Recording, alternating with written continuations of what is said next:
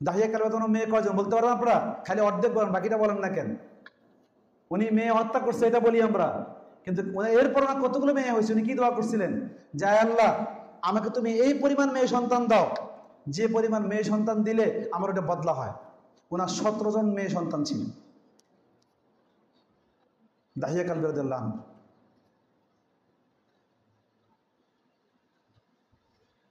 এই লোকটাকে যে জীবন্ত মানুষকে দাফন করে ফেলতো, এই হিংস্র মানবটাকে দয়াবান মানব কে বানায় দিল? কিসের মাধ্যমে হলো? এক উত্তম কারিকুলার মাধ্যমে হইল, ধর্মীয় কারিকুলার মাধ্যমে হইল। বুঝে আসছে বিষয়? আচ্ছা, তাহলে বুঝে গেল এরা দাসের জাতি ছিল, গোলামের জাতি ছিল, বর্বর জাতি ছিল, নিকৃষ্ট ছিল। এই সকল কিছু পরিবর্তন হয়ে এরা শাসকের জাতিতে রূপান্তর হয়ে গেল, জ্ঞানী জাতিতে রূপান্তর হয়ে গেল, উত্তম জাতিতে রূপান্তর হয়ে গেল। সবগুলোর কারিকুলাম, সবগুলোর প্রেক্ষাপটটা কি, সবগুলোর বিষয়টা কি? বিষয়টা হলো একটা, সেটা হলো এরা ধর্মীয় শিক্ষায় শিক্ষিত হয়েছে, রবের পরিচয় এলেম দ্বারা কি হয়েছে? জ্ঞানী হয়েছে। এই জন্যে এরা দামি হয়ে গেছে। এখানেই পুরো ইহুদি নাসারা চক্রান্ত করলো। তাহলে মুসলিম জাতিকে যদি আবার নিকৃষ্ট করতে হয় তাহলে কি করতে হবে? ওদেরকে আবার দাসে রূপান্তর করতে হলে কি করতে হবে? ওদেরকে বর্বজাতিতে রূপান্তর করতে হলে কি করতে হবে? ভাই ভাই মারামারি লাগানোর জন্য কি করতে হবে? একে অপরকে গালিগালাজ করার জন্য কি করতে হবে? এরা হিংস্র জাতিতে রূপান্তর হওয়ার জন্য কি করতে হবে? সুদ ঘুষ খাওয়ার জন্য কি করতে হবে? নীতি নৈতিকতাহীন বানানোর জন্য কি করতে হবে? করতে হবে ওইটা যেইটা আবু জেহেল শিখছিল সেটা। অর্থাৎ আবু জেহেল ডক্টর ডিগ্রি অর্জন করছে জাগতিক বিদ্যার উপরে, রবের পরিচয় অর্জন করে নেই। আর বেলাল রবের পরিচয় অর্জন করছে আর জাগতিক বিদ্যা সামান্য কিছু শিখছে, কিন্তু বেলাল দামি হয়ে গেছে, গোলাম থেকে সর্দার হয়ে গেছে। আজকে আমরা কি বলি? সাইয়্যিদনা বেলাল রাদিয়াল্লাহু আনহু, সাইয়্যিদনা বেলাল। এই বেলালের কাছে, আবু জেহেলের কাছে সম্মান পাওয়ার যতগুলো উপকরণ থাকে সবগুলো জাগতিক উপকরণ তার কাছে ছিল। মানুষ 4 কারণে সম্মান করে, পাওয়ারের কারণে করে, এটা আবু জেহেলের কাছে ছিল। সৌন্দর্যের কারণে করে, এটা আবু জেহেলের কাছে ছিল। নাম্বার 3 বংশের কারণে করে, এটা আবু জেহেলের কাছে ছিল। নাম্বার 4 শিক্ষার জ্ঞান, এই কারণে মানুষ সম্মান করে, এটা আবু জেহেলের কাছে ছিল। কিন্তু বেলালের কাছে এই 4টার কোনোটাই ছিল না, কিন্তু বেলাল দামি হয়ে গেছে আর আবু জেহেল কম দামি হয়ে গেছে। কারণটা হলো কি? শিক্ষা।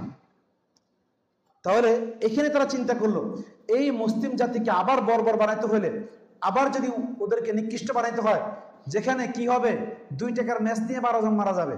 যেরকম একটু আগে বললাম না, ওটার সঙ্গে চুলকানির কারণে যুদ্ধরা লড়াই করছে। বর্তমান যুগে মুসলিম জাতি ইসলামী শিক্ষা থেকে দূরে সরার কারণে শুধু 2 টাকার ম্যাচের জন্য 12 জন মারা গেছে ব্রাহ্মণবাড়িয়াতে। তা 8-9 মাস লড়াই চলছে এটা নিয়ে। বর্বর যুগ ফিরে আসছে, কারণ মুসলিম জাতি ইসলামী শিক্ষা থেকে দূরে সরে গেছে। মুসলিম জাতি আবার বর্বর হবেই, না হয়ে উপায় নাই, কারণ তারা ইসলামী শিক্ষাকে বাদ দিছে। কারণ এরা তো বর্বর জাতি ছিল, সেখান থেকে ভালো জাতিতে রূপান্তর হয়েছিল, যেইটার মাধ্যমে হয়েছিল সেটাকে পরিত্যাগ করলেই আবার কি হয়ে যায়? আবার আগের জায়গায় ফেরত চলে যায়। এখন আলো আছে, একটু অন্ধকার ছিল, অন্ধকারটা গেছে কিসের মাধ্যমে? আলোর মাধ্যমে, কারেন্টের মাধ্যমে। কারেন্টটা আবার চলে গেলে আবার অন্ধকার হয়ে যাবে। তো এখানে সকলে মিলে কৌশল করতেছে কিভাবে আলোটাকে দূরে সরায় দেওয়া যায়। বাস, মুসলিম জাতিকে নিয়ন্ত্রণ করতে চাও তাহলে এদেরকে কি করো? পুরা মুসলিম জাতিকে নিয়ন্ত্রণ করতে চাও, কোনো টেনশন নেই, নিয়ন্ত্রণ করো। সহজ, যুদ্ধ লাগবে না, বিগ্রহ লাগবে না, মারামারি লাগবে না, হানাই লাগবে না। ওই ম্যাকলে যে কারিকুলাম তৈরি করে দিচ্ছে, ওই কারিকুলাম এস্টাবলিশ করে দাও। 1957 সালে জাতিসংঘের একটা মিটিং হয়েছে। সেই মিটিংয়ের মধ্যে আমাদের বাংলাদেশের এক পররাষ্ট্রমন্ত্রীর বাপও ছিল এবং ইন্ডিয়া থেকেও ছিল, বিভিন্ন দেশ থেকে ছিল। মুসলিম যারা নাম বুঝল, একটু পানি দেন আমাকে, কোন একটা ফ্যান ছেড়ে দেন কোনোখান দিয়ে, তাহলে এখানে একটু বাতাস আসে, তাইলে হবে। আচ্ছা বুঝেন, তা এটা ছাড়েন না, এটা ছাড়লে এই আওয়াজ এখানে কথা শোনা যায় না। হ্যাঁ, ওইটা ছাড়লে একটু বাতাস আসবে। হ্যাঁ বুঝেন। আচ্ছা এদিকে তাকান। এই কি বললাম, কি বলতেছিলাম জানো? হ্যাঁ, 57 সালে একটা মিটিং হয়েছে তাদের, যে নতুন করে আমরা কিভাবে নতুন একটা প্রকল্প তৈরি করতে পারি, যে প্রকল্পের মাধ্যমে মুসলিম জাতিকে আবার রূপান্তর করতে পারি, মানে বর্বর জাতিতে রূপান্তর করতে পারি। সেটার জন্য কি দরকার? তারা গবেষণা করল। গবেষণা করে এই গবেষণার জন্যে বাংলাদেশ থেকেও আমাদের এক পররাষ্ট্রমন্ত্রী বাপ, যেহেতু মারা গেছে আমি আর বলতেছি না, তারপরে এরকম আরও কিছু হোমরা চোমরা যারা বাংলাদেশে ইসলামকে মিটাই দিতে চায়, এরকম লোকগুলোকে তারা ডেকে নিয়ে গেল। নিয়ে তারা কি করলো? সেখানে মিটিং করলো। মিটিংয়ের মধ্যে সিদ্ধান্ত হলো একমাত্র পন্থা হলো ওইটা, যে মুসলিম জাতিকে এমন এক শিক্ষার দ্বারা রূপান্তর করে দাও, যেহেতু যে জাতি যে কারিকুলাম ভিত্তিক তৈরি হয়েছে সে জাতিকে ধ্বংস করতে একটা কারিকুলাম লাগে, কারিকুলাম ছাড়া ধ্বংস করা যায় না। তাহলে এরকম একটা কারিকুলাম করেন যে কারিকুলাম মাধ্যমে মুসলিম জাতি ধ্বংস হয়ে যাবে। তো কারিকুলাম তো আগের থেকে করাই ছিল, ম্যাকলের কারিকুলাম করাই ছিল, তো ওইটাকেই শুধু রূপান্তর করে এমডিপি নামে কিছু মডিফাই করা হয়েছে। এমডিপি, মুসলিম ডেভেলপিং প্রোগ্রাম। এই প্রোগ্রাম দিয়ে তারা 30 বছর মেয়াদি ভিশন 30 নামে 30 বছর মেয়াদি তারা প্রকল্প নিল। এই প্রকল্প নিয়ে তারা কাজ শুরু করলো। কত বছর টার্গেট? 30 বছর টার্গেট। এক একটা দেশকে টার্গেট করো আর 30 বছর মধ্যে সেখানে পরিকল্পনা পরিচালনা করো, যার মাধ্যমে কি হবে যে ওই দেশটা আমাদের অধীনে চলে আসবে এবং ওই দেশের মানুষগুলো হবে নাম আব্দুল্লাহ আব্দুল করিম, কিন্তু কথা বলবে আমাদেরটা, দিল দেমাগ হবে আমাদেরটা, কালচার পছন্দ করবে আমাদেরটা। ইসলামিক কালচার তারা পছন্দ করবে না। তারা আলহামদুলিল্লাহ বললে ওদের শরীর জ্বলে উঠবে, বিসমিল্লাহ বললে ওদের শরীর জ্বলে উঠবে, আসসালামু আলাইকুম বললে ওদের শরীর জ্বলে উঠবে। এই যে বেচারা, এই যে নোমান, স্বীকৃত নোমান, এর বাড়ি ফেনী, তার বাপ আলেম, তার বাপ আলেম। একটা আলেমের ছেলে কথা বলছে, দায়ী কে এটার জন্য? দায়ী আমি অন্য কাউকে আমি বলি না। কেন দায়ী? আপনাদের বুঝাইতেছি আমি কেন দায়ী আমি। তাহলে বুঝেন এখানে মানে কোথায় গিয়ে দাঁড়াইছি আমরা, চিন্তা করেন। আর হিন্দুরাও তো আসসালামু আলাইকুম বলে, হিন্দুরা ইনশাল্লাহ মাশাল্লাহ বলে, কিন্তু মুসলমান নাকি ইনশাল্লাহ মাশাল্লাহ বলে ওদের গা জ্বলে ওঠে। আর এগুলো সরাসরি ওপেন তারা কথা বলতেছে। আচ্ছা, এই তারা কি করলো? এই পরিকল্পনা মাফিক এমডিপি নাম দিয়ে তারা কি করলো? একটা বাস্তবায়ন শুরু করলো কারিকুলাম। প্রথমে তারা টার্গেট নিল কোনটাকে? প্রথমে তারা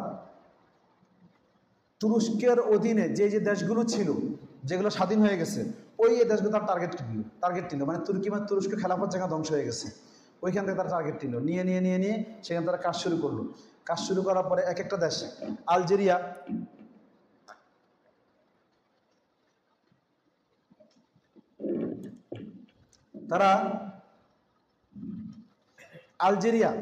সেখানে তারা ওই এমডিপি নামে কার্যক্রম শুরু করলো। এই এমডিপির কার্যক্রমের মাধ্যমে কি হলো? মুসলিম ডেভেলপিং প্রোগ্রাম, এই নাম দিয়ে 30 বছর মেয়াদী প্রকল্প। এই কাজের মাধ্যমে কি হলো? একটা সময় দেখা গেল একটা মুসলিম অধ্যুষিত অঞ্চল, এইখানে আপনারা আজকে ফিলিস্তিন উপনিবেশের কথা শোনেন, অথচ এখানে ফ্রান্সের উপনিবেশ ছিল কত লক্ষ জানেন? 30 লক্ষ মানুষ সেখানে উপনিবেশ ছিল ফ্রান্সের, এই আলজেরিয়াতে। তারা সেখানে এই কারিকুলাম ভিত্তিক আগ্রহণ চালায়, এমন অবস্থা করলো যে আলজেরিয়ার মুসলমানরা দাঁড়িয়ে রাখতে লাইসেন্স লাগতো, হিজাব পড়তে ট্যাক্স দিতে হইতো।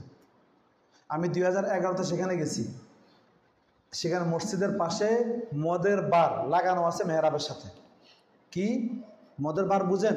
বাচ্চা মানুষ বুঝবেন না, মানে যেখানে মদ খায় মসজিদের মেহরাবের সাথে লাগানো। কেন জানেন? কারণটা হলো ওই কমপ্লেক্সের নাম মসজিদ না, ওইটার নাম হলো ইসলামিক কালচারাল সেন্টার। নাম কি? হ্যাঁ। আচ্ছা, মসজিদ রাখলে অসুবিধাটা কি ছিল? মনে রাখবেন, নামাজ যেরকম, রোজা যেরকম একটা ইবাদত, রোজা শব্দটাও একটা ইবাদত, সিয়াম শব্দটা একটা ইবাদত, রোজা নামে সিয়াম শব্দটা একটা ইবাদত। সিয়ামকে সিয়াম বলা, সিয়ামকে সাধনা কি বলা, পূর্ণ দিবস উপবাস, এটা বলা যায় না। মসজিদকে মসজিদ বলা, মাদ্রাসাকে মাদ্রাসা বলা, মসজিদকে মসজিদ বলা, এটা ইবাদত। কিন্তু আমরা এগুলো সব ছেড়ে দিছি। ছাড়া কারণে আজকে ওইখানে দেখেন তারা ইসলামিক কালচারাল সেন্টার নাম দিছে। নাম দিয়ে তারা, এই নামটা কেন দেওয়া হয়েছে? একটা কালচারাল সেন্টারের মধ্যে কি হয় জানেন? একটা কালচারাল সেন্টার অনেক কিছু থাকে, সেটা খালি মসজিদ হয় না। কালচারাল সেন্টারের মধ্যে অনেক কিছু থাকে। এর মধ্যে একটা কমিউনিটি হল থাকে, এর মধ্যে আপনার এই শিশু শোধনাগার থাকে, এরপর সেখানে অনেক কিছু থাকে, পাঠাগার থাকে, অনেক কিছু মিলে থাকে। এটাকে বলা হয়, যেটাকে কমপ্লেক্স বলি আমরা, এরকম করে ইসলামিক কালচারাল সেন্টার। এরকম একটা তারা নাম দিছে কেন জানেন? নাম দেওয়ার উদ্দেশ্য ইসলামিক কালচার সেন্টার নাম বলে এখানে অনেক কিছু পড়া যাবে, তাই। এই জন্য যেহেতু সেখানে ক্লাব আছে, মুসলিম ক্লাব আছে, ওই ক্লাবের মধ্যেই মদ পান চলে, ছেলেমেয়েরা মদ পান করে আরামসে, কোনো অসুবিধা নেই, এখনও করে। আমি 2011 দেখে আসছি। তো বাংলাদেশেও কিছু মসজিদ বানানো হয়েছে, যেগুলোর নাম মসজিদ থেকে পরিবর্তন করে রাখা হয়েছে ইসলামিক সাংস্কৃতিক কেন্দ্র। কী নাম রাখা হয়েছে? কি নাম রাখা হয়েছে? আপনাদের কাছে খারাপ লাগে না? ইসলাম সংস্কৃতি কি অসুবিধাটা কি? আপনারা তো চক্রান্ত সম্পর্কে জানেন না, এই জন্য আপনাদের কাছে মাথায় লাগেনি যে ইসলামী সাংস্কৃতিক কেন্দ্র এই কথাটা বলা কত খারাপ। কারণ হলো যে সাংস্কৃতিক কেন্দ্র হওয়ার কারণেই হিন্দুরা গিয়ে মসজিদ উদ্বোধন করছে, টিউনো মহিলা সে গিয়ে মসজিদ উদ্বোধন করছে। কারণ এটা তো মসজিদ না, এটা হলো কি সাংস্কৃতিক কেন্দ্র। মসজিদের জুতা নিয়ে ঢুকছে এই মসজিদগুলো কি করতে গিয়ে, উদ্বোধন করতে গিয়ে। কেউ বাধা দিতে পারেনি। হিন্দু ডিসি ছিল, সেও উপস্থিত ছিল। টিউনো ছিল হিন্দু, সেও উপস্থিত ছিল। মহিলা সে ফিতা কাটতে গেছে, ইউনো সে ফিতা কাটতে গেছে। ওসি ছিল, ওসি হিন্দু, কিচ্ছু করতে পারেন না আপনারা। তো আপনাদের দেশে কোথাও নেওয়া হচ্ছে, খালি টার্গেট নিয়ে বুঝেন। ওইখানে ইসলামী সাংস্কৃতিক কেন্দ্র হয়েছে, ওইখানে মদ চলে, আর আপনার এখানে হিন্দুরা আড্ডা মারে। আপনার এখানে কি বলেন, নারীরা এসে মসজিদ উদ্বোধন করে। কতটুকু দূরত্বে আছে খালি খুঁজে দেখেন। কয়েকদিন পরে সেখানে মডেল মসজিদের বারান্দায় বসে ছেলেমেয়েরা টিকটক করে। মডেল মসজিদের বারান্দার মধ্যে হেলান দিয়ে, বারান্দার পাশে বাগানের মধ্যে হেলান দিয়ে ছেলেমেয়েরা প্রেম করে। কুমিল্লা যাওয়ার পথে ওইখানে যায় দেখেন। আমি সেখানে তারা নামাজ পড়তে আমি দেখে আসছি। আমি এগুলো দেখছি আর আমার কাছে ওই স্বপ্ন বেশি উঠছে। হ্যাঁ, আমি যাচ্ছি কোথায়? মসজিদের সাথে হেলান দিয়ে ওরা প্রেম করতেছে, দুজন ছেলে মেয়ে আরামসে বসে গল্প করতেছে। যেগুলোকে আমরা ভয় পাইতাম আগে। কোথায় যাচ্ছি আমরা? আমাদের দেশকে কোন দিকে নেওয়া হচ্ছে? আপনাদেরকে কোন দিকে নিয়ে যাওয়া হচ্ছে? চক্রান্তগুলো কোথায় হয় একটু বুঝেন। তারপরে এই আলজেরিয়া অবস্থা এরকম হইল। আলবেনিয়া, যেটাকে বলে নাসিরুদ্দিন আলবানির দেশ, তাই না? নাসিরুদ্দিন আলবানি দেশের নাম আলবেনিয়া। এই আলবেনিয়াতে 65 বছর পর্যন্ত কোরআন শরীফ হাতে নেওয়া জামিন অযোগ্য অপরাধ এবং মৃত্যুদণ্ড অপরাধ ছিল। 65 বছর পর্যন্ত খাজা নাসিরুদ্দিন শাসন করছে। 65 বছর পর্যন্ত কেউ কোরআন শরীফ হাতে নিতে পারেনি। 82 সালে শেখ জায়েদ বিন নাহিয়ান সে কোরআন শরীফ নিয়ে গেছে, এবং তা ওপেন নিতে পারেনি, গোপনে নিছে ব্যবসার নাম দিয়ে। যেই দেশে কোরআন শরীফ নেওয়া অনুমতি ছিল না, সে দেশটা ইসলামী শিক্ষা বাকি ছিল, তাই না? আপনার বলবো আমার দেশে এগুলো হবে না। আপনার দেশে কলেজ ইউনিভার্সিটিতে হাদিস বলা নিষিদ্ধ। হাদিস বললে চাকরি চলে যায় সঙ্গে সঙ্গে। একটা হাদিস বলতে পারেন না, কোথায় বেঁচে আছেন আপনারা? হাদিস বলা লাগবে না, খালি হাদিসের সঙ্গে মিলে যায় এমন কোনো উপদেশ করছেন আপনি, তবুও আপনি অপরাধী। আপনি নাকি স্বাধীনতার মধ্যে কি দিচ্ছেন? হস্তক্ষেপ করছেন। বুঝেন প্রেক্ষাপটগুলো কোথা থেকে কোথায় মিলতেছে। বাংলাদেশে একটা সময় এরকম চলে গেছে, এখনো সামনে আছে, যে ধর্মীয় বই ব্যাগে নিয়ে ঘোরা যেত না ঢাকা শহরে, বাংলাদেশে কোথাও। আমার মনে আছে, আমি ব্যাগে নিয়ে আমার তো দিনে তো বই থাকেই। আমার কুমিল্লা যাওয়ার সময় আমার ধরছে, এগুলো কি? আমি বলছি তাবিজের বই। তাবিজ তোমার করি মানুষেরে, কারো কুফুরি এই ফু দেই, কেউ মরে যায়, কেউ বাঁচে, পুলিশ জড়াই গেছে। কই লোক তো শয়তান লোক দেখা যায়। কারণ আমি দেখছি অন্য কোনো কিছু পেয়ে তো লাভ নাই, আর আমি কি বুঝাবো? আমি কিছু তাবিজের বই, মাঝে মধ্যে কুফুরি কালাম করি, সে ফু দেই, কেউ জাদু বান্টনা করতে আসলে করে দেই, আপনার টাকা দিলে আপনারা করে দিব। বুঝছে যে তো ডেঞ্জারাস লোক, কারণ এটা তো আমি অন্য করে কিছু বুঝতে পারবো না। আমার এত পেঁচা পড়ার সময় না এর কাছে। আমি ফু দিয়ে কয়ে ফু শব্দ বাইরে করছে, তাই ডরা যায়, এরকমকার ভাব ধরছি আর কি। তো আসলে বিষয় হলো যে মানে আতঙ্ক সৃষ্টি করা হয়েছে, যেন ধর্মীয় গ্রন্থ আপনারা ব্যবহার ক্যারি করতে না পারেন। স্কুল কলেজগুলোতে ধর্মীয় গ্রন্থ নেওয়া যায় না, ইউনিভার্সিটিগুলোতে ধর্মীয় গ্রন্থ নেওয়া যায় না। নিলে তাকে একটা ট্যাগ লাগায় দেয়, এই ট্যাগ সেই ট্যাগ লাগায় দেয়। আচ্ছা, এরপরে আসেন কি বলে এটার নাম, ওরকম প্রেক্ষাপট কোথায় হলো? আলবেনিয়াতে হলো। আলবেনিয়ার মুসলমানরা হিজরত করে কেউ সিরিয়াতে চলে আসলো, কেউ লেবাননে চলে আসলো। আপনার লেবাননে গেলে দেখবেন সেখানে বিশাল বড় এলাকা এখনও পর্যন্ত ইয়ে করা আছে, আমি কিছু সেখানে দেখছি লেবাননে। সেখানে মুসলমানদের লেবানিজ এলাকা, এই আলবেনীয় এলাকা, সেটা আলবেনিয়া সেখানে আছে। আলবেনিয়ান হিজরত করে চলে আসছে। আপনারা হিজরত করে যাবেন কোথায় আমাকে বলেন? আপনারা হিজরত করে যাবেন কোথায়? আপনার তো যাওয়ার কোনো জায়গাও নেই। এরপরে এভাবে করে এটাকে পূর্ব তিমুর বলা হয়, ইন্দোনেশিয়াটা প্রদেশের নাম। আপনারা গুগলে সার্চ দিলে যেটা যে ইতিহাস পাবেন, এই ইতিহাস সত্য না, কারণ তারা তো অন্যায় করে কোনো অন্যায় ডকুমেন্ট রাখে না। আপনি সেখানে গেলে সেই ইতিহাসটা জানতে পারবেন। আমি না গেলে আমি জানতাম না, আমি হয়তো এরকম গলতভাবে জানতাম। গুগলে যে ইতিহাস দেওয়া আছে সেটা হলো কি, যে এরা খ্রিস্টান সংখ্যাগরিষ্ঠ ছিল, এই জন্য ওদেরকে এরা জুলুম করছে, তারা স্বাধীন হয়ে গেছে। আসলে কথাটা বলছিল, এটা তারা ছিল না কখনো। সেখানেও 77% মুসলমান ছিল, 77% মুসলমান। আর সেই জায়গার মধ্যে 77% মুসলমানের মধ্যে কী হয়েছে সেখানে, ওইখানে আপনার তারা 30 বছর মেয়াদী প্রকল্প তারা হাতে নিছে। কত বছর মেয়াদী প্রকল্প? 30 বছর মেয়াদী। আর 30 বছর তারা ভাগ করছে। কীভাবে ভাগ করছে দেখেন, 15 বছর হলো কারিকুলাম ভিত্তিক, মানে এডুকেশনাল সিস্টেম। 15 বছর কি প্রাইমারি, সেকেন্ডারি, হায়ার সেকেন্ডারি। এর মাধ্যমে প্রাইমারি মাধ্যমে তারা কি করছে, একটা বাচ্চাকে ক্লাস 1 থেকে ক্লাস 5 পর্যন্ত তার ব্রেনকে, শিশুদেরকে প্রাইমারি মাধ্যমে শিশুদেরকে অন্তর্ভুক্ত করছে, সেকেন্ডারি মাধ্যমে যুবক তরুণদেরকে অন্তর্ভুক্ত করছে, আর হায়ার সেকেন্ডারি মাধ্যমে যুবকদেরকে অন্তর্ভুক্ত করছে। করে একটা জাতির 3টা শ্রেণী থাকে চালিকা শক্তি, এই 3ও চালিকা শক্তিকে তারা ক্যাপচার করে নিছে। ক্যাপচার করে তারা খুব সুকৌশলে, দেখেন যখন আপনি 15 বছর একটা কারিকুলাম পড়বেন, তাহলে যারা এর উপরে ছিল ওরা আস্তে আস্তে বিসিএস ক্যাডার হয়ে গেছে, অ্যাডমিন হয়ে গেছে, ওরা প্রশাসনে ঢুকে গেছে, কেউ বিচারক হয়ে গেছে, কেউ পুলিশ প্রধান হয়ে গেছে, কেউ আইন প্রণেতা হয়ে গেছে। বাকিরা এখান থেকে এই যুবকরা আন্দোলন করছে, আর প্রশাসনিক লেভেল থেকে তারা সাপোর্ট দিছে। কারা সাপোর্ট দিছে? যারা প্রশাসনে আছে। সেম প্রেক্ষাপট বাংলাদেশে, শুধুমাত্র 2009 থেকে নিয়ে এমন প্রেক্ষাপট তৈরি করা হলো, এমন এক অবস্থা তৈরি করা হলো, যে অবস্থার মাধ্যমে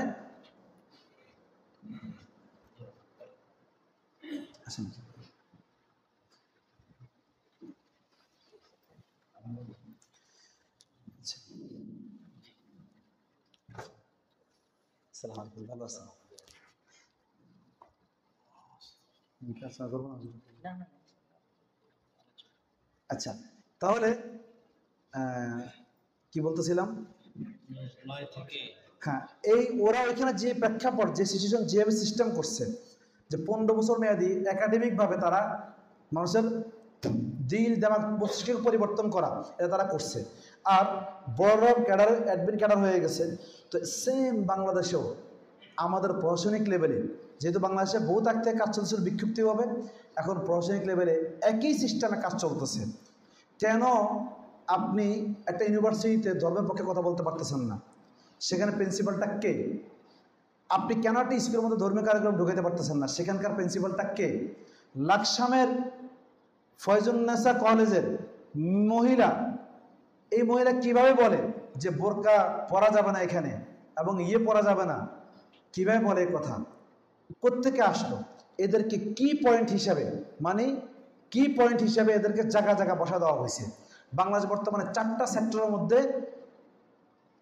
বুঝে গেলে বন্ধ করেন, আমি এগুলো বললে অসুবিধা আছে। বাংলাদেশ 4টা সেক্টরের মধ্যে 4 শ্রেণী মানুষকে বসানো হচ্ছে, এটা আমি লাস্টে বলবো। আচ্ছা বুঝেন, এখানে এই কৌশলে তারা যেরকম ইন্দোনেশিয়ার এই প্রদেশটার মধ্যে 1975 থেকে 99 পর্যন্ত, মানে মাত্র 24 বছরের ভিতরে প্রকল্প নিয়েছিল। কত বছরের? 30 বছরের, ভিশন 30 নামে। মাত্র 24 বছরের মধ্যে ওরা খ্রিস্টান রাষ্ট্রে রূপান্তর করে দেশটাকে স্বাধীন করে ফেলছে। একটা মুসলিম অধ্যুষিত অঞ্চল শেষ। এখন বর্তমানে পূর্ব তিমুরটা হলো একটা খ্রিস্টান রাষ্ট্র। গোসামা হলো তাদের আন্দোলনের নেতা। আর এই গোসামার ইতিহাস পিছনটা পড়ে দেখেন, সে কোত্থেকে আসছে, কেমনে আসছে, কীভাবে আন্দোলন করছে। সেখানকার একজন আলেম মাওলানা খুরশিদ, উনি আমাকে বলছে যে তুমি তো পূর্ব তিমুরে যাবা, তো আমার ওই জায়গাটা দেখে এসো। যেই জায়গাটার মধ্যে আমার মাদ্রাসা ছিল, আমার মসজিদ ছিল, এগুলো সব শেষ করে দেওয়া হয়েছে এক রাত্রে। 1,15,000 ওলামা একরামকে, এটা উনি আমাকে বলছেন, আমি কোনো ইতিহাসে পড়িনি। উনি বলছেন 1,15,000 ওলামা একরামকে এক রাত্রে হত্যা করা হয়েছে। আর হত্যা করছে কারা? হত্যা অন্য কেউ করেনি, অন্য দেশ থেকেও আসেনি। কারা করছে? যে এইখানকার মুসল্লির সন্তান, মোতোয়াল্লির সন্তান। উনি বললেন আমার মসজিদটা কে ভাঙছে জানো? মসজিদটা ভাঙছে মোতোয়াল্লির ছেলে। মাদ্রাসাটা কে ভাঙছে জানো? যার বাপে মাদ্রাসা ডোনেশন করতো সে।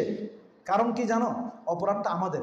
আমরা মোতোয়াল্লিকে পেয়ে খুশি হয়ে গেছি, আমরা ওই ডোনারকে পেয়ে খুশি হয়ে গেছি, কিন্তু মোতোয়াল্লি ছেলে যে আরেক কারিকুলাম পড়ে ইসলাম বিদ্বেষী হিসেবে তৈরি হয়ে আসতেছে, এটা আমাদের মাথায় কখনো ছিল না। আমরা কখনো 98% লোককে দিন দেওয়ার ফিকির করিনি। আমাদের মাথার মধ্যে যে ছেলেগুলো আমাদের কাছে পড়ে এদেরকে আমরা বড় মনে করছি, অথচ এদের সামনে এখানে এক ভাই আসছে, বাকি 3 ভাই স্কুলে পড়তেছে, নাস্তিকবাদ কারিকুলাম পড়তেছে, যে যে কারিকুলাম পড়ে সে ওই কারিকুলামকে বিশ্বাস করে, ওই আদর্শ লালন করে। আপনি কখনো মদ খাবেন না। কেন খাবেন না? কারণ আপনি কারিকুলামের মধ্যে পড়ছেন, মদ খাওয়া যায় না। আপনি শিরিক করবেন না। কেন করবেন না? যেহেতু আপনি কারিকুলামের মধ্যে পড়ছেন, শিরিক করা যায় না। আর আরেক কারিকুলাম পড়তেছে, সেখানে আছে, আপনি মসজিদকে পবিত্র স্থান মনে করেন, সে সিনেমা হলকে পবিত্র স্থান মনে করে। কারণ তার বইয়ের মধ্যে স্পষ্ট ভাষা লেখা আছে, আমাদের সাংস্কৃতিক প্রাণকেন্দ্র হলো সিনেমা হলগুলো, শিল্পকলা একাডেমিগুলো। আপনি বলেন কোরআন তেলাওয়াতের মধ্যে রুহানিয়াত পাওয়া যায়, আপনি কারিকুলামের মধ্যে পড়ছেন বিধায় কোরআন তেলাওয়াতকে পছন্দ করেন। আর সেখানে বলা হচ্ছে আরেকজন আপনার বাকি 3 ভাই কারিকুলামের মধ্যে পড়তেছে কি, যে গান আমাদের আত্মার খোরাক, গানের সঙ্গে আমাদের আত্মার বন্ধন রয়েছে। কি রয়েছে? আত্মার বন্ধন রয়েছে।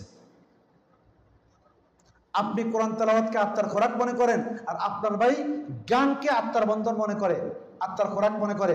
আপনি যখন বলবেন গান শোনা হারাম, তো আপনার কাছে এরকম লাগবে, তার কাছে এরকম লাগবে। যদি আপনাকে বলে আপনার ভাই গান শোনা হালাল, এটা বললে কিন্তু আপনার কষ্ট মনে হবে, তার কাছে আপনি গান শোনা হারাম বলে তার কাছে এর চেয়ে বেশি কষ্ট মনে হবে। আপনার ভাই যদি আপনার গান শোনা হারাম মনে করে, আপনি তাকে থাপ্পড় দিতে যাবেন, তো অনুরূপভাবে ওই ভাইটা যাকে আপনার গান শোনা হারাম বলবেন, সে আপনাকে থাপ্পড় দিতে যাবে। কারণ সে ওই আদর্শ লালন করে বড় হচ্ছে, আর আপনি আদর্শ লালন করে বড় হচ্ছে। যে যে কারিকুলাম পড়ে সে আদর্শকে নিয়ে কি হয়? বড় হয়। বুঝে আসছে বিষয়? ওইখানে সেম এই কাজটা করছে, ওই আদর্শ পড়ে, ওইটা পড়ে বড় হয়েছে বিদায়। বাপ তো মসজিদে নামাজ পড়ছে, কিন্তু ছেলে ওই কারিকুলাম পড়ে বড় হওয়ার কারণে মসজিদকে সে এসে ভাঙছে। কারণ তার কাছে মসজিদ একটি আবর্জনা, তার কাছে মাদ্রাসা একটি আবর্জনা। কারণ তাদের কারিকুলামের মধ্যে লেখা আছে সুদভিত্তিক সমাজ প্রতিষ্ঠা করতে হবে, নারীদেরকে ঘর থেকে বের করে নিয়ে আসতে হবে, নারীদেরকে সহশিক্ষার মধ্যে আনতে হবে। নারীদেরকে যদি আমরা অগ্রগামী না করি, তাহলে জাতি টিকানো যাবে না।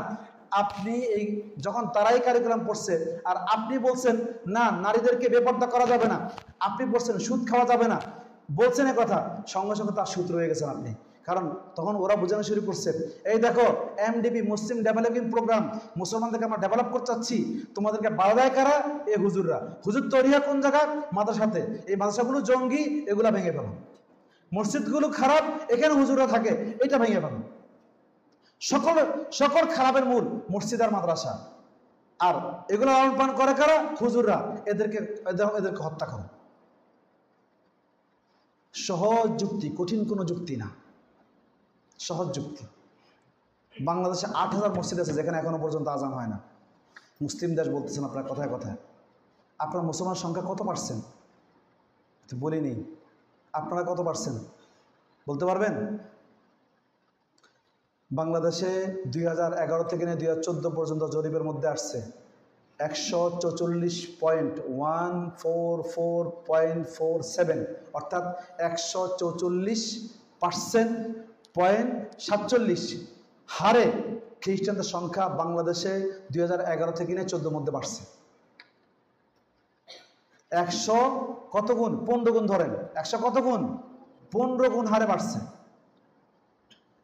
বাংলাদেশে রিলিজন পারপাস লেখা হয়, এখন নাস্তিকবাদের কোনোটাও বানা হয়েছে, যা আপনি কোনো রিলিজন মানেন কি না, সেখানে থাকে যে আমি মানি না, নাস্তিকবাদ, ইথিক্স যেটাকে বলা হয়।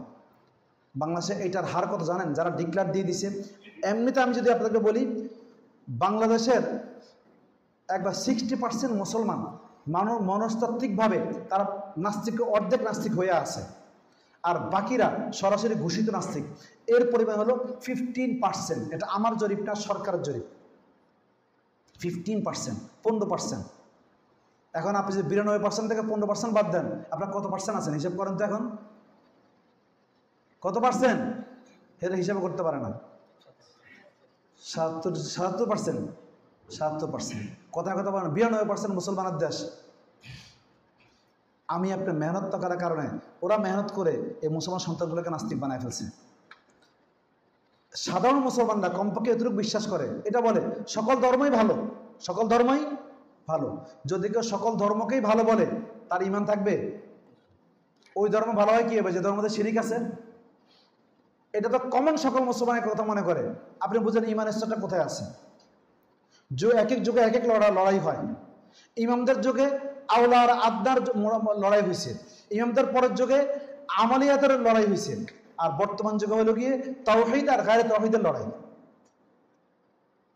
ইহুদি নাসারা একটা সময় চেষ্টা করছে মুসলমানদের আমল নষ্ট করে দাও, আমল নষ্ট করে দাও। বর্তমান তারা চেষ্টা করে মুসলমানদের তাওহীদকে নষ্ট করে দাও। আমল নষ্ট করলে ফাসিক মুসলমান হইতো, কিন্তু তাওহীদ নষ্ট করলে কি হবে? কি হবে বলেন? হ্যাঁ, যে যুগে তাওহীদ নষ্টের মেহনত চলে সে যুগে আওলার আদনা নিয়ে লড়াই করার দরকার নাই, চুপচাপ থাকেন, কাজ করেন, কি অন্য কিছু কাজ করেন। এখন শিরিক আর ইয়ের মাসলা, তাওহীদের মাসলা আমাদেরকে বুঝতে হবে। প্রেক্ষাপট চেঞ্জ হয়েছে। আমাদের আকাবারা সচেতন ছিলেন বিদায় আমাদেরকে অনেক নির্দেশনা দিয়ে গেছেন। আমরা কিচ্ছু কথা নতুন গবেষণা দরকার নেই। আকাবাররা যা বলে গেছেন খালি ওই কথাগুলো উপর আমল করলেই আমার জাতি রক্ষা পেয়ে যাবে, কিচ্ছু করতে হবে না। আমি আপনাদেরকে বলছিলাম তিনটা মাধ্যমে তারা ধর্মীয় শিক্ষা, এই শতবর্ষ ধর্ম শিক্ষা শিখত। একটা বলছিলাম মক্তব শিক্ষা, তাই না? এই বক্তব্য শিক্ষা আমরা বাদ দিয়ে দিই, সবার আগে আমরা বাদ দিয়ে দিছি। নাম্বার দুই কোনটা? যে মক্তব শিক্ষার পরে মানুষ দিন পাইতো ওলামায়ে কেরামের সোহবতের মাধ্যমে। কিসের মাধ্যমে? ওলামায়ে কেরামের সোহবতের মাধ্যমে। এই ওলামায়ে কেরামের সোহবতটা দুই দিক থেকে আক্রমণের কারণে এটাও শেষ হয়ে গেছে। একটা আক্রমণ হলো বাইরের লোকরা আক্রমণ করছে আমাদের উপরে, আমাদের উপরে আক্রমণ করে আমাদেরকে খালি বুঝাইতেছে যে এই এরা জঙ্গি, এরা খারাপ, এরা এটা বড় কারণে মানুষ আমাদের মধ্যে বিদ্বেষ সৃষ্টি হয়ে গেছে মানুষের। এটা অন্যরা বুঝাইছে তাই এটা হয়েছে। আর আরেকটা হলো আমরা মানুষের উপর বিদ্বেষ সৃষ্টি করছি। সেটা হলো কি? আমরা প্রতি কথায় কথায় ফতুয়ার মতো তলোয়ার চালাই। সুদখোর জাহান্নামে যাবে, মদখোর জাহান্নামে যাবে, জিনা করছে জাহান্নামে যাবে। এত জাহান্নামে সার্টিফিকেট দিলে লোক জান্নাতে আসবে কখন আমাকে বলেন? প্রতি কথায় ফতুয়ার তলোয়ার চালাইছি আমরা এদের উপরে। এরা তো ফতুয়ার তলোয়ার নেওয়ার যোগ্যতা নাই এদের ভিতরে। ফতুয়ারা সর্বশেষ স্তর, ফতুয়া নেওয়ার যোগ্যতা নাই লোকগুলোর ভিতরে। এদের ইমানের কমজোরি আছে, এদেরকে দাওয়াত দিয়ে কাছে আনতে হবে, তারপর এদেরকে ফতুয়ার তলোয়ার চালার কোনো অসুবিধা নেই। ওরা আরো কিছু গ্রহণ করবে, খালি এদের আরো কিছু গ্রহণ করবে তারা যদি মহব্বত করে আনতে পারেন। এই আমাদের কামড়া কামড়ি এটা কোত্থেকে আসছে? ইন্ডিয়ার একটা মেজর আছে, এর নাম কি? মেজর গ্রোভিয়ার ওর নাম। ও কিছুদিন আগে না, আর 2-3 বছর আগে সে একটা সাক্ষাৎকার দিছে ইয়েতে, এটা ভিডিও আকারে আছে, আপনাদের খুঁজতে পাবেন, সার্চ দেন পাবেন। ওইখানে সে বলছে इंडिया बांग्लादेश पाकिस्तान ये 3 ममालिक में हमें लड़ाई करने की ज़रूरत नहीं है। এই 3 দেশে আমাদের লড়াই করার কোনো প্রয়োজন নেই। আমি তার হুবহু শব্দগুলো নকল করার চেষ্টা করতেছি। সে কথাগুলো বলছে যে ये 3 ममालिक में हमें लड़ाई करने की ज़रूरत नहीं है। এই 3 দেশে আমাদের লড়াই করার কোনো প্রয়োজন নেই। ওইখানে ওরা নিজেরাই লড়াই করে মারা যাবে। किसी बेरलवी मौलवी को 5000 रुपया दे दो और कह दो कि उसने ये नबी को बंदा कहा है, नबी को मिट्टी का बना हुआ कहा है, तो ये कह दो तो ये उसको कुफर का फतवा डालेगा और इसके बंदे जो है उसको मार डालेगा। फिर कुछ वहाबी मौलवी को पैसा दे दो और कहो कि उसने कब्र में सिजदा किया है, तो वो इतना शौलांगजी करेगा कि जिसकी वजह से इसके लोग वहां जाकर उसका घर भी तोड़ देगा, उसका सब कुछ तोड़ देगा। उसके बाद ये लड़ाई चलता रहेगा। अगर कुछ दिन के बाद बंद हो जाए तो हम कुछ पैसे इसको दे देंगे, कुछ पैसे इसको दे देंगे, फिर दोबारा चलेगा। এটা আমি বলতেছি না, আপনারা সার্চ দেন, এটা সার্চ দিলে পাবেন। এটা ওপেন আছে, আমি ওপেন বলতেছি আপনাদেরকে। कुछ पैसा दे दो फिर दोबारा लड़ाई चलेगा। अगर ये बंद हो जाए ये फिरका तो हम क्या करेंगे? हमारा उसका प्लान भी हमारे पास है, हम खुद अपनों में लड़ाई करा देंगे। इसमें मदानिज्म है, इसमें थानविज्म है, ये शब्दগুলো বলছে, সেই শিরকের শব্দগুলো বলছে। मदानिज्म है, थानविज्म है, मुस्कुआंगा उसको उठा देंगे। हमें लड़ाई करने की जरूरत नहीं। আমরা প্রতি কথায় খালি ফেসবুকে লাফালাফায় পড়তেছি। আমি তো ওই দিন বলছি বাংলাদেশে আমাকে একজন বড় আলেম দেখান যাকে আমরা ইজ্জতের সঙ্গে কবর দিয়ে দিয়েছি, যাকে কোনো ডিগ্রি দিই এই পর্যন্ত আমরা। কোন আলেম আছে আমাকে একজনের কথা বলেন যে যাকে কোনো ডিগ্রি আমরা দেইনি? আপনার ছাত্র মানুষের জন্য কথাগুলো বলতেছি। এক একজনকে এক একই ডিগ্রি দিছি। কেউ ইরানের দালাল ছিল, কেউ জামাত ইসলামের দালাল ছিল, কেউ ইহুদির দালাল ছিল, কেউ কি বলেন নাম সরকারের দালাল ছিল, কেউ ভারতের দালাল ছিল। এক একজন এক এক দালাল। সর্বশেষ আহমদ শফী সাহেব কথা একটা দস্তাবেজ কাগজ কলম সহ কবরে পাঠাইছি আমরা ওই জাতি। আল্লাহর হস্তে লেখালেখি এগুলো বন্ধ করেন, আকাবেরদেরকে খামসাখামসি করেন না, এগুলো বন্ধ করেন। এখন এই সময়টা না, আপনাদেরকে টাকা দিয়ে আশে মাদানী সাহেব, আমি ইন্ডিয়াতে গেছি, উনি আমাকে বলছেন, উনি সহ আমি সহ কয়েকজন ছিলাম, উনি বলছেন আমার ইহা বহুত বড় এক ফেতনা হয় হোয়াটসঅ্যাপ গ্রুপ। তো হোয়াটসঅ্যাপ গ্রুপ কে ফেতনা হয়? আমি এই কথাগুলো বলি না, আপনার ছাত্র মানুষের জন্য বলতেছি। আর আমরাই সবাই এখানে মোটামুটি व्हाट्सएप ग्रुप एक बड़ा फितना है। तो व्हाट्सएप ग्रुप को क्या है? तो मुझे हमारे यहाँ ये जो है रॉ वाले जो हैं वो व्हाट्सएप ग्रुप चलाते हैं। तो कुछ दिन बाद ऐसे हमारे इशू को सामने लाते हैं जिसकी वजह से हम लड़ाई में उलझते हैं, फिर लड़ाई करते हैं। फिर जब हमने ढूंढा कहाँ से ये आया, तो ढूंढते 6 महीने बाद हमें ये मिला कि ये तो दूसरा और कोई चला रहा है। आशा मानी साहब बोलছেন दूसरा और कोई चला रहा है। उन्हें एक कथा बोलছেন कि तबलीग के इख्तिलाफ में ये बहुत बड़ा काम हुआ। उन्हें बोलছেন আমার সঙ্গে আর 3 জন সাক্ষী আছে, টেনশনে কিছু নেই। उन्हें बोलছেন एक कथा भाई ये तबलीग के इख्तिलाफ में बहुत बड़ा काम हुआ और हमें लड़ाई कराने के लिए ये व्हाट्सएप ग्रुप बहुत चलाता है। तो বহু কৌশলে আপনাদের বিরুদ্ধে কাজ চলে। আপনাদের সচেতন হইতে হবে, বিচক্ষণ হইতে হবে, আগাইতে হবে। কথায় কথায় কিছুর উপর টাস করে লেগে যায় না, একটু বিচক্ষণ হন, সহনশীল হন। আপনার জাতির কাণ্ডারি বুঝেন।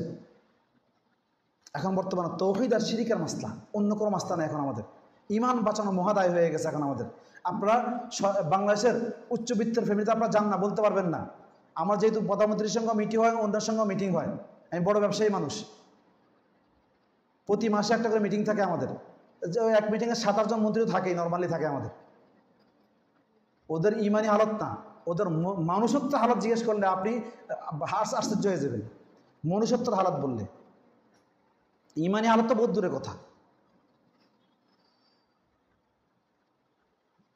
আমি জানাজায় গেছিলাম, এই এম্বাসি মসজিদের সামনে জানাজা হয়েছে একজনের, নাম বললে বেশি মারা গেছে না বলতে পারতেছি না, যাক তাও বলি। ব্যারিস্টার মইনুল হাসান মারা গেছে। তার ছেলেগুলো আমার বন্ধু, উপল পাপ্পু, এরা আমার বন্ধু পাপ্পু। তো এরা ধনো ভাই 100% নাস্তিক হয়ে গেছে। আগে তারা ইয়ে ছিল, আচ্ছা পাপ্পু বিবাহ করছে মাইজবান্ডারি মেয়েকে, অথচ সে কি নাস্তিক। ও আমার সঙ্গে ঝগড়া করতেছে। ওরা কয়দিন পর আমার সঙ্গে যে স্টেক হাউসে বসে কথা অন্যদিকে চলে যেতেছে। কি করবো, আমি তো একদিকে যেতেছিলাম, আরেক দিকে চলে যেতেছি। আচ্ছা, স্টেক হাউস আছে একটা, ওইখানে নাস্তিকরা বসে আমার সাথে প্রায় সময়।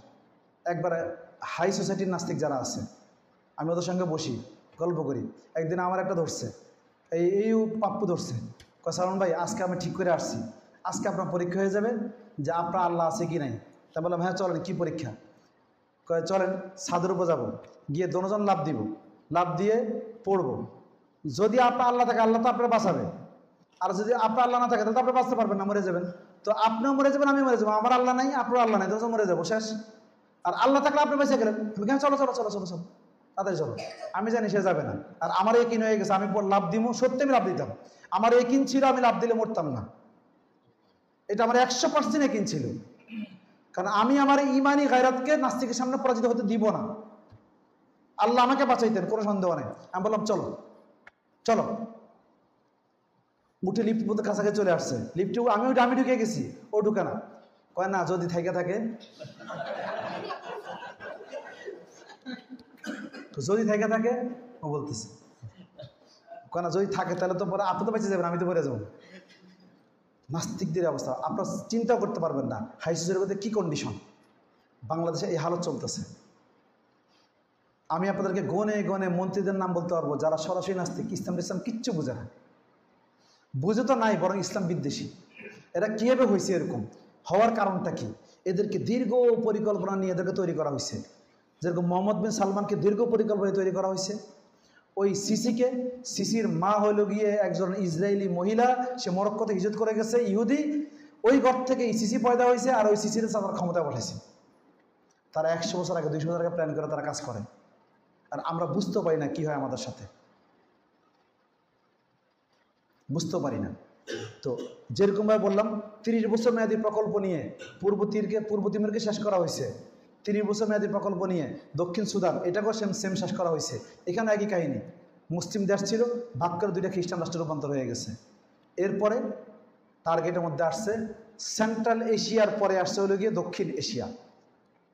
সেন্ট্রাল এশিয়া, যেখানে ইমাম বুখারীর কবরের মধ্যে 85 বছর আজান হয়নি।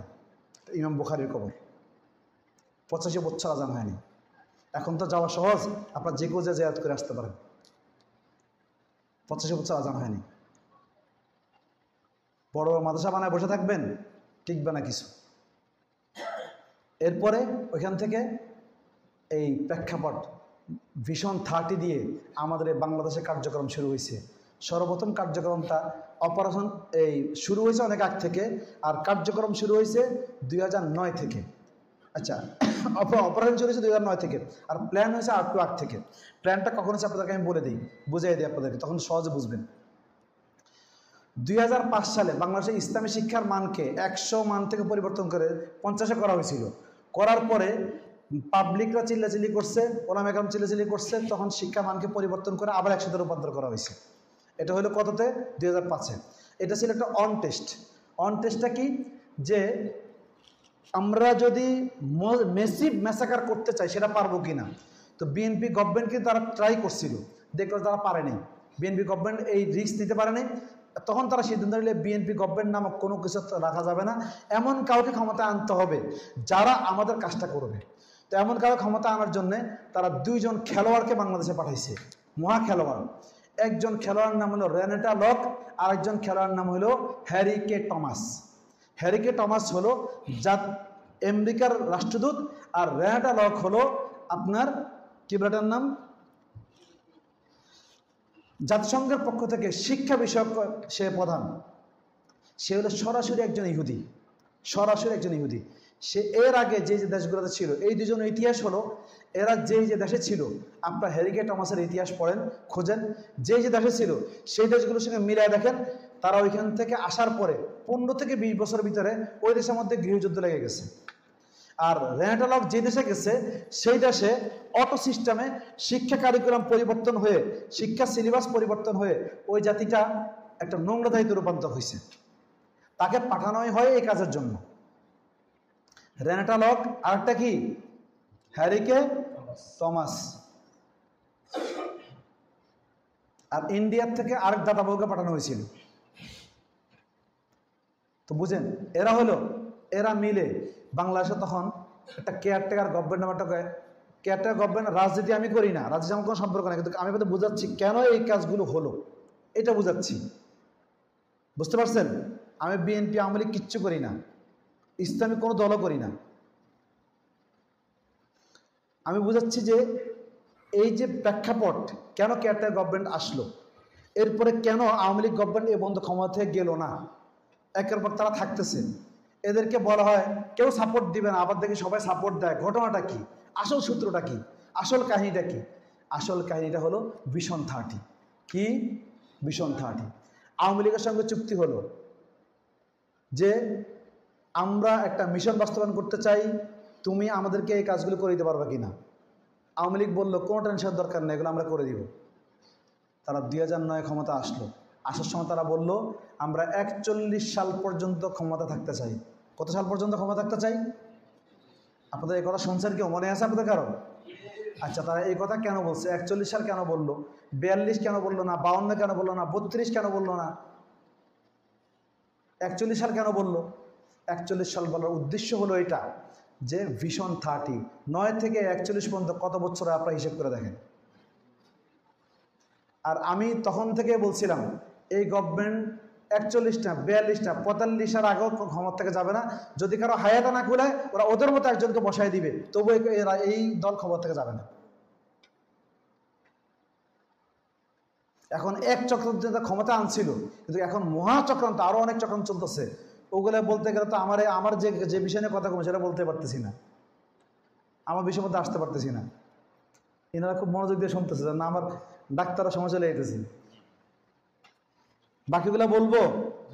আপনার আসল মাতৃভূমি নিয়ে কি খেলা চলতেছে এখন? আচ্ছা বলতে থাকি, কি হবে আর। আচ্ছা বুঝেন কি বললাম, এই গভর্নমেন্টকে ক্ষমতা আনা হয়েছে, এরা ক্ষমতাতে কখনোই যাবে না। আচ্ছা খুব কৌশলে একটা জিনিস বুঝেন, সেটা হলো এই গভর্নমেন্টগুলো ক্ষমতা আসার পরে, এই গভর্নমেন্টটা ক্ষমতা আসার পরে কোনো নির্বাচনেই কেউ গেল না কেন? বুঝেন না আমার কথা? মানে এবারও বিএনপি নির্বাচনে গেল না, এর আগেবারও গেল না, এর আগেবার তো লড়াই কিলে করেই শেষ। মানে যাবে এমন ভাবে যাতে করে কোনো কিছু না হয়। উদ্দেশ্য কি? এমন একটা পার্লামেন্ট দরকার আছে, যে পার্লামেন্টটা, সিকিম একটা রাষ্ট্র ছিল, এই রাষ্ট্রটা ইন্ডিয়ার রাজ্যে রূপান্তর হওয়ার আগে যে পার্লামেন্ট, যেরকম একটা পার্লামেন্ট তৈরি হওয়া দরকার ছিল, সেরকম একটা পার্লামেন্ট সেখানে কি করা হয়েছে, বাংলাদেশে তৈরি করা দরকার। অতএব ওরকম একটা পার্লামেন্ট তৈরি করার জন্য খুব সুকৌশলে বিএনপিকে বলা হয়েছে, তোমরা কি আন্দোলন করো, যাও না তোমরা, আমরা এটা করবো সেটা করবো। আসলে বিএনপি তারা কিছুই করবে না, তারা এটা চাইছে পার্লামেন্টে বিরোধী দলের কেউ না আসুক, একজনও না আসুক, যাতে করে আমরা যে কাজগুলো করব এগুলো একজন বিরোধীও যেন না থাকে, কেউ যেন কথা না বলে। 50 জন থাকলেও তো কথা বলবে না, তো 50 জন না থাকে, ওরকম একটা পার্লামেন্ট তৈরি করা দরকার। আর সিকিম রাষ্ট্রটি হওয়ার পিছনে পার্লামেন্টের বৈধ আইনের মাধ্যমে তারা ইন্ডিয়ার সাথে সম্পৃক্ত হয়েছে। এই ইন্ডিয়ার সাথে সম্পৃক্ত হওয়ার আগে তারা 4 জন, এর আগে অনেক কাজ হয়েছে, ওগুলো আমি বলতেছি না, 4 জন তারা তাদের পছন্দকৃত মন্ত্রী নিয়োগ করছে সেখানে। এই পছন্দকৃত 4 জন মন্ত্রীর মধ্যে একজন ছিল হলো আইন মন্ত্রী, আরেকজন ছিল ভূমি মন্ত্রী, আরেকজন ছিল শিক্ষামন্ত্রী, আরেকজন ছিল হেলথ মন্ত্রী। এই 4 জন মন্ত্রী তারা কি করছিল, নিয়োগ করছিল। শিক্ষামন্ত্রীর মাধ্যমে শিক্ষার উপর যা দরকার সবটা হবে, জাতির দিল দিমাগ মস্তিষ্ক পরিবর্তন হয়ে যাবে, যা হওয়া সেটা হবে। আর ভূমিমন্ত্রীর মাধ্যমে কি হবে, একটা মহা কাজ হবে। ভূমিমন্ত্রীর মাধ্যমে কি হবে, সিকিম রাষ্ট্রটা, এই রাষ্ট্র যখন ছিল তখন এই ভূমিমন্ত্রী ওইখানকার অনেক সম্পদকে, অর্পিত সম্পত্তি বা বিভিন্ন সম্পত্তি, রাষ্ট্রীয় সম্পত্তি, বিভিন্ন সম্পত্তি যেগুলো ছিল ওগুলাকে হিন্দুদের কাছে বিক্রি করে দিছে। হিন্দু বলতে হলো ইন্ডিয়ানদের কাছে তারা বিক্রি করে দিছে, এবং বড় বড় কোম্পানির কাছে বিক্রি করছে, লিজের নাম দিছে, দিয়ে তারা বিশাল একটা সম্পত্তি, সিকিমের সম্পত্তির মালিক ইন্ডিয়ানরা হয়ে গেছে। হওয়ার পরে এটা ইন্টারন্যাশনাল রুলস, যে দেশের সম্পত্তির মালিক হবে সে দেশ তার। আপনি দেখেন ফিলিস্তিনিরা সম্পত্তি বিক্রি করার কারণে ইসরায়েলটা এখন দাবি করতে পারে, নতুন তা দাবি করতে পারতো না। তো সেম এখানেও আমাদের বাংলাদেশে একজন ভূমিমন্ত্রী তৈরি করে দেওয়া হয়েছে, ওইখানে যেরকম দেওয়া হয়েছে এখানে একজন ভূমিমন্ত্রী দেওয়া হয়েছে, যিনি অল্প কিছুর মধ্যে আপনারা দেখবেন যে অর্পিত সম্পত্তি নামে এবং বিভিন্ন পাহাড়ি সম্পত্তি, বাংলাদেশে অনেক সম্পত্তি বিভিন্ন কোম্পানির কাছে চলে যাবে।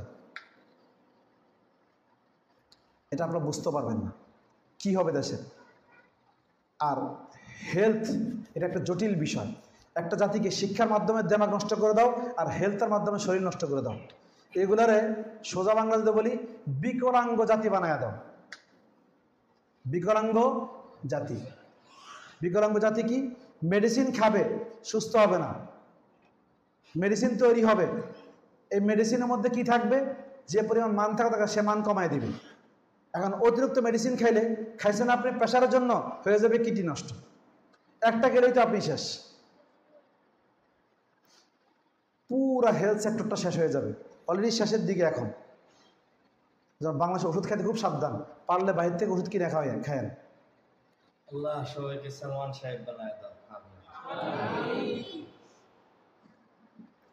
তো বুঝেন এইভাবে করে কি করতেছে তারা, এই হেলথের মাধ্যমে, আমার শিক্ষার মাধ্যমে বিবেক শেষ, আর হেলথের মাধ্যমে আমার জাতি শেষ, দেহ শেষ।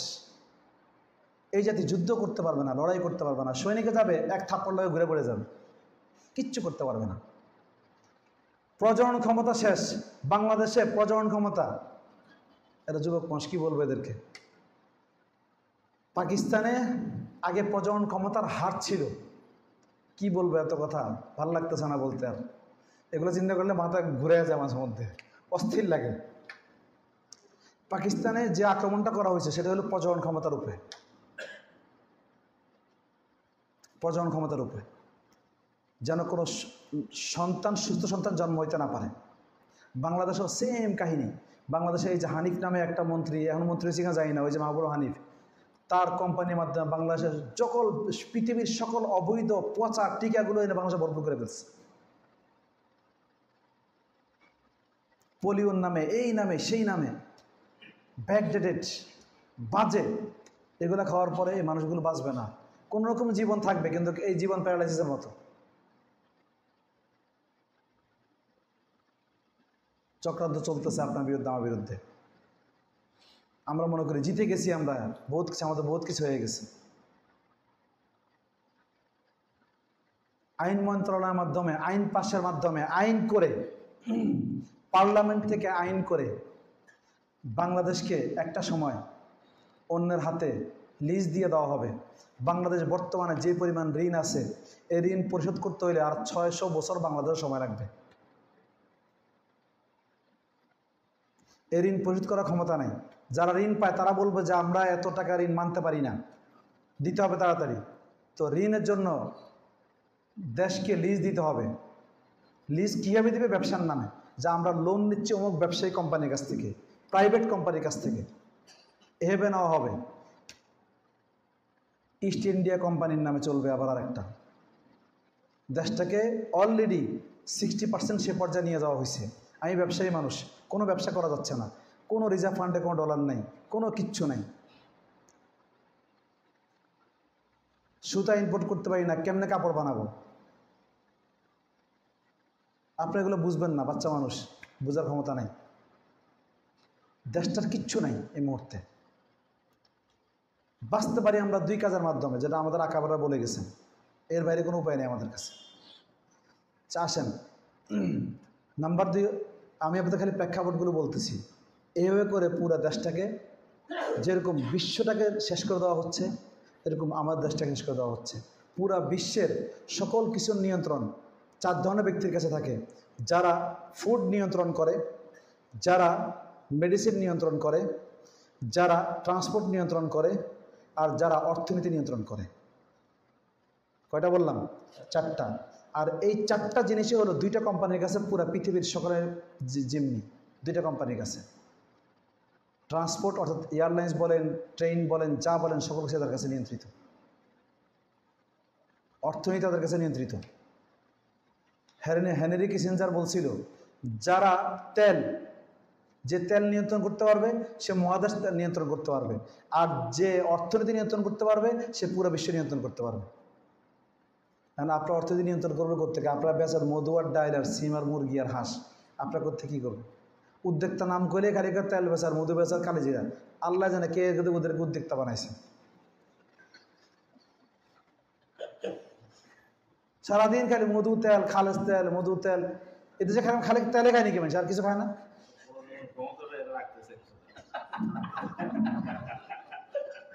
দেখ, ওইটা একটা প্রতিশোধক। ঠিক আছে ভাই, খান বেশি করে খান।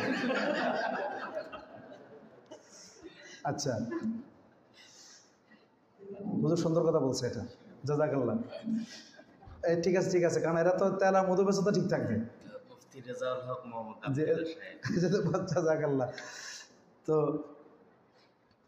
কি বলে এটাকে, বুঝেন? আমাদেরকে এইভাবে শেষ করা হচ্ছে। এখন আসেন সামনের দিকে কি। আমাদের বাংলাদেশের 2009 থেকে কার্যক্রম শুরু হয়েছে। প্রথম ওরা আমাদের শিক্ষার উপর আঘাত। কিসের উপর আঘাত? শিক্ষার উপর আঘাত। আর এই শিক্ষার উপর আঘাত দিয়ে কী করা হয়েছে? আমরা এখন দেশের প্রেক্ষাপট কোথায় গিয়ে দাঁড়াইছে আপনারা চিন্তা করতে পারবেন না। আমরা মনে করতেছি যে আমরা আরও পরে দিনই কাজ করব, আরও পরে করব, কী হবে না হবে বুঝেন, খালি একটু বুঝে আপনাদেরকে। বাংলাদেশ 4.5 কোটি বাচ্চা দৈনিক স্কুলে যায়। এরা 4.5 কোটি বাচ্চা দৈনিক নাস্তিক্যবাদ শিখে। কী শিখে? নাস্তিক্যবাদ শিখে। আপনি কতজনকে ধর্মীয় শিক্ষার মধ্যে রাখবেন? আপনি এই 10 জন 20 জন নিয়ে সম্ভব না এটা। আচ্ছা, এরপরে আসেন স্কুলের মধ্যে যে কারিকুলাম পড়ানো হচ্ছে সেই কারিকুলামের মধ্যে কী আছে? 2009 সালে যে কারিকুলাম পরিবর্তন করা হয়েছে সেখানে কি দেওয়া হয়েছে? ইসলামী শিক্ষার নাম রাখা হয়েছে কি? ইসলাম ও নৈতিক শিক্ষা। কি নাম রাখা হয়েছে? ইসলাম ও নৈতিক শিক্ষা। ইসলাম ও নৈতিক শিক্ষা মানে কি?